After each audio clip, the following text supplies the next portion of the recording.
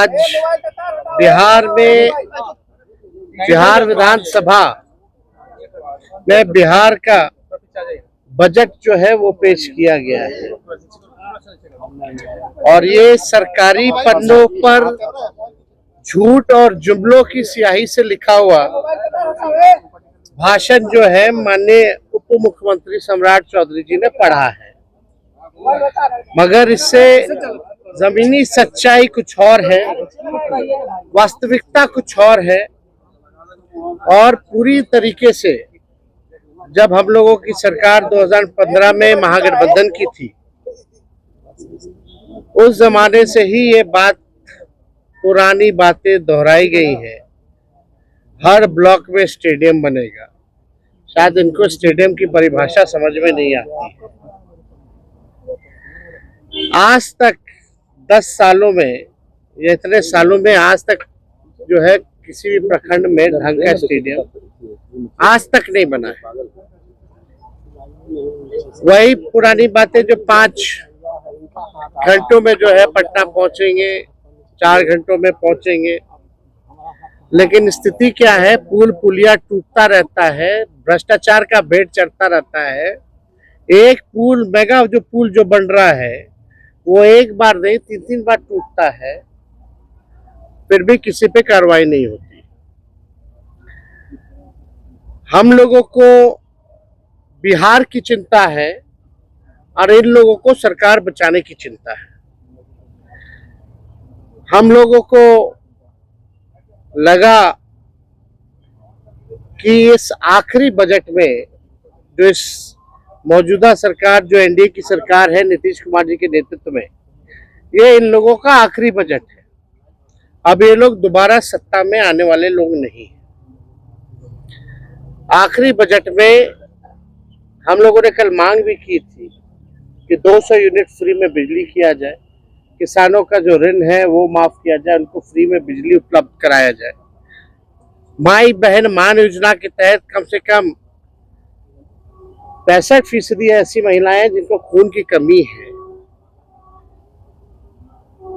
बिहार प्रदेश में सबसे ज्यादा बौनेपन के शिकार जो होते हैं बच्चे हो रहे हैं पूरे देश में। इनको कम से कम 2500 रुपया प्रति माह जो है वो दिया जाए। हम लोगों की मांग थी कि गैस सिलेंडर को जो है 500 रुपया कर दिया जाए। वृद्धा पेंशन, विधवा पेंशन, दिव्यांगों का पेंशन 400 से बढ़ा करके ये 1500 रुपए कर दे। लेकिन इसमें कहीं भी इस मौजूदा बजट में इस एनडीए की सरकार ने ध्यान नहीं दिया। लेकिन आखिर कब तक नहीं करेंगे? हम लोग हमेशा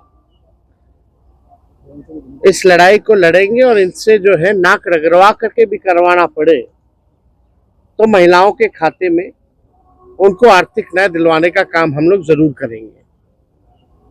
आप बताइए, 3,17,000 करोड़ का बजट इन्होंने बताया है भाई। 3,17,000 करोड़ का। टेक्निकल हम बात अगर पूछे तो सरकार को रेवेन्यू तो आ ही नहीं रहा, राजस्व तो मिल ही नहीं रहा, तो ये अचानक से 3,17,000 कैसे पहुंच गया? जब बिहार को रेवेन्यू ही नहीं आ रहा है तो ये 3,17,000 कैसे पहुंच गया? बात है कि ये इन्फ्लेटेड बजट है। बढ़ा चढ़ा करके अगर बोलना ही था तो 3 लाख का, ही लोग 5 लाख बोल देते हैं, 5 लाख करोड़ करेंगे, तो इसका कोई मतलब नहीं है। पिछले बार भी जो बजट में इन लोगों ने घोषणा किया था, कौन सा काम जो है इन लोगों ने पूरा करने का काम किया है? पूरी तरीके से जो है धरातल पे कुछ नहीं नजर आ रहा। 7 निश्चय की बात करते थे, 7 निश्चय का बताओ कौन सा योजना सफल है? 7 निश्चय 2 की बात करते थे, बताओ 7 निश्चय 2 की योजना कौन सी सफल है? कोई तो योजना सफल नहीं हो पा रहा। ये पूरी तरीके से बिहार के हित में ये बजट है ही नहीं। ये केवल कागजों पर जो है ये बजट जो है केवल रह जाएगा, जैसा कि हम लोगों ने पूर्व में भी देखा है। केंद्र सरकार ने धोखा दिया, बिहार के साथ सौतेला व्यवहार किया है। आप बताइए, बिहार में साक्षरता को बेहतर करेंगे कैसे? इस पे बजट में कोई प्रावधान नहीं है, बल्कि बिहार साक्षरता के मामले में सबसे फिसड्डी राज्य है। प्रति व्यक्ति आय बिहार सबसे पीछे है पूरे देश में।